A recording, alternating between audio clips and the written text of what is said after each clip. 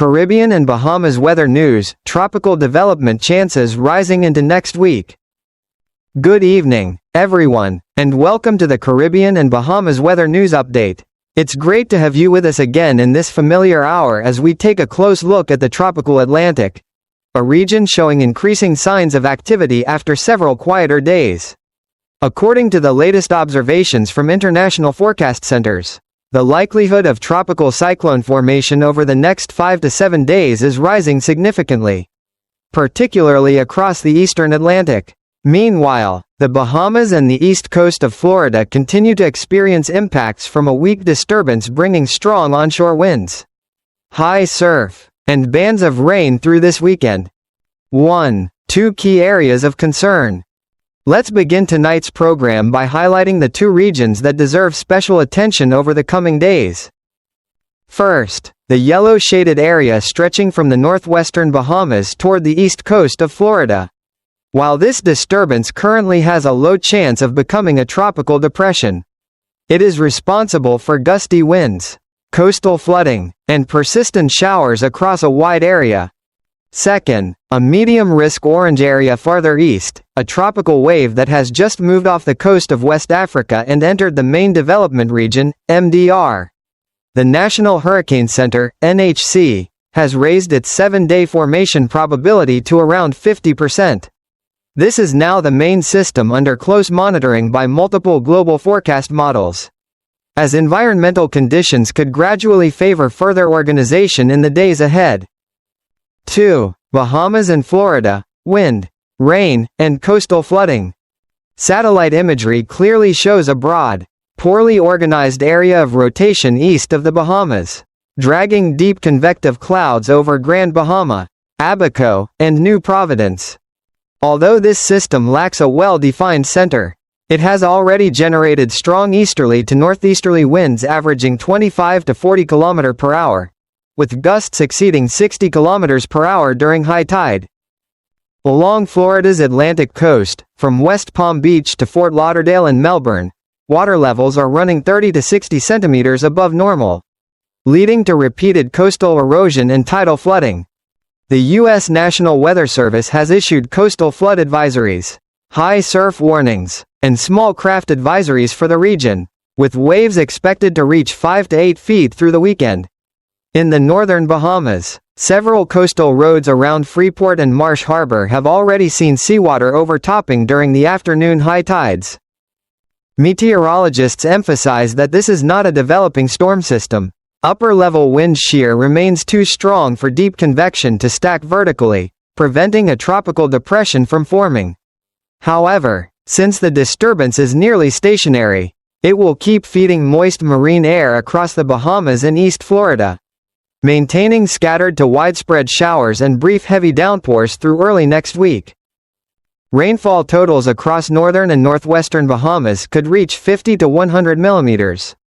Locally up to 120 millimeters, causing temporary flooding in low-lying coastal communities.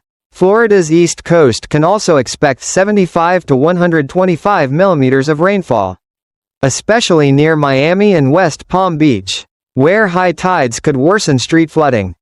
3. Broader Caribbean trends. Across the Greater Caribbean, unsettled weather is gradually increasing. In Cuba and Jamaica, thunderstorms have become more frequent over the past 2 days, particularly in western Cuba around Havana and across northern Jamaica. Expect these afternoon and evening storms to continue through early next week as tropical moisture flows in from the southwest. Over Haiti and the Dominican Republic, mornings will remain mostly dry, but afternoon storms will flare up over the central and western mountains, producing moderate to locally heavy rainfall. The eastern and southern coasts, including Santo Domingo, are likely to see more frequent showers by the weekend, with 3-day totals near 50 to 80 millimeters, locally over 100 millimeters in higher terrain. Puerto Rico and the Virgin Islands remain mostly dry for now, but by Saturday, moisture and instability will increase sharply. Expect brief heavy showers and gusty thunderstorms, followed by gradual improvement on Sunday. Despite that, rough surf and rip currents will persist due to swells arriving from the North Atlantic. Further east, Across the Leeward and Windward Islands, including Antigua, Barbuda, St. Kitts and Nevis, St. Martin, Guadeloupe, Dominica, Martinique, St. Lucia, St. Vincent, and Barbados, all islands are currently under marine advisories for high surf and rough seas. Wave heights between 1.5 and 2.5 meters, 5 to 8 feet, are expected through the weekend, creating dangerous conditions for small boats and swimmers. Showers will also increase, particularly over Guadeloupe and Martinique, with 40 to 70 millimeters of rain possible.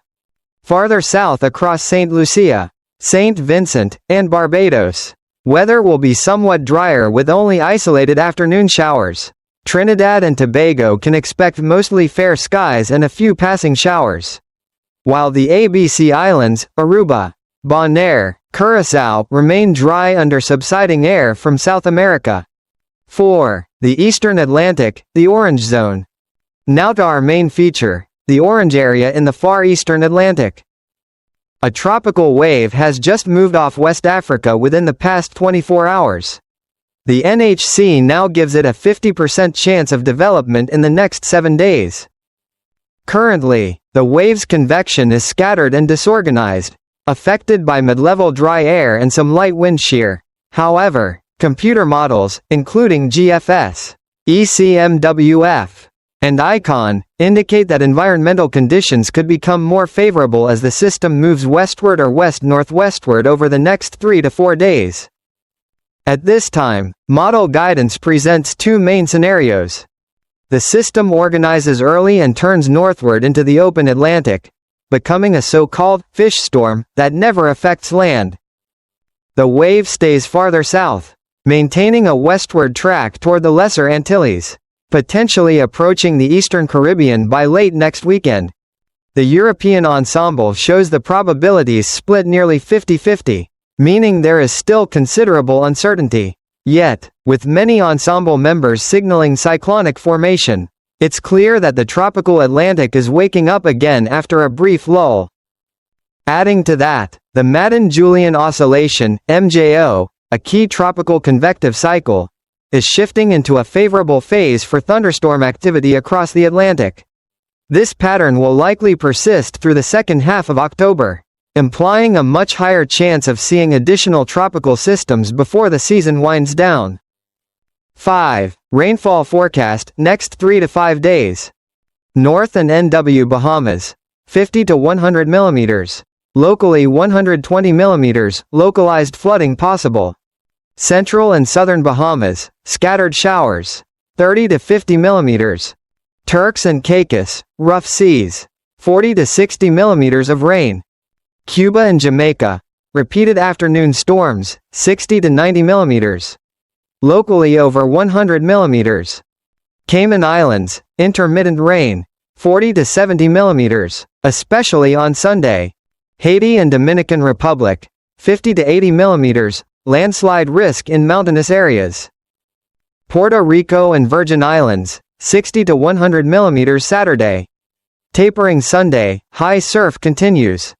Leeward Islands, 40 to 70 millimeters with strong swells. Windward Islands, 30 to 50 millimeters, isolated heavier pockets. Trinidad and Tobago, ABC Islands, 10 to 25 millimeters. Mostly light nighttime showers. Central America and Yucatan Peninsula, 50 to 150 millimeters. Locally above 200 millimeters, flash flood risk. 6. Marine conditions.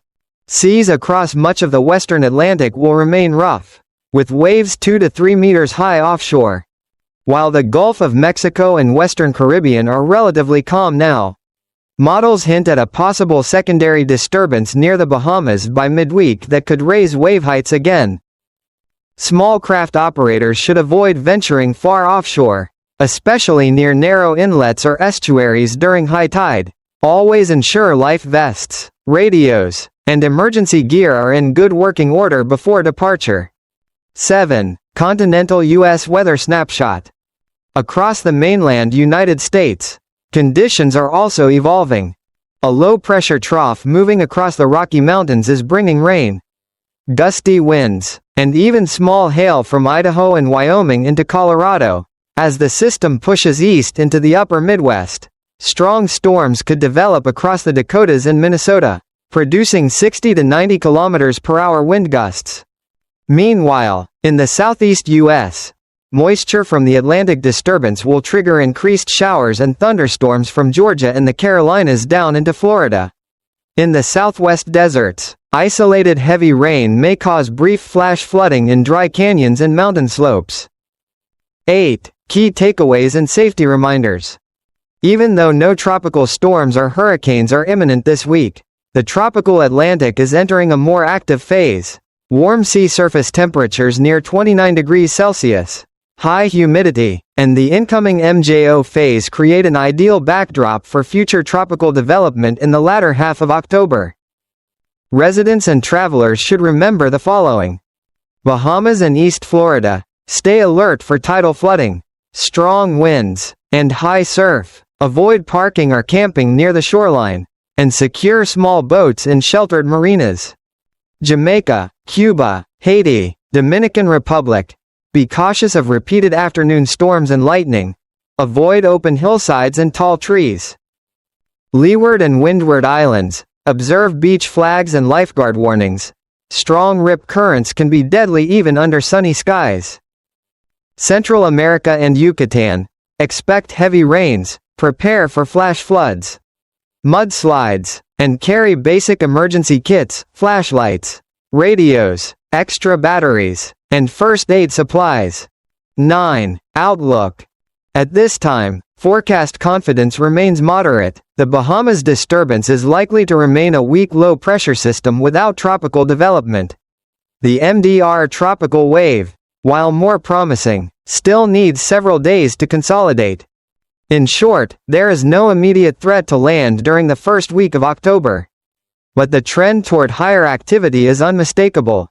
Our newsroom will continue to monitor updates from GFS, ECMWF, and ICON model runs every 12 to 24 hours, as well as official advisories from the National Hurricane Center. All significant developments will be reported promptly in our next update. 10. Final note. Before we conclude, a quick reminder for beach lovers and boaters.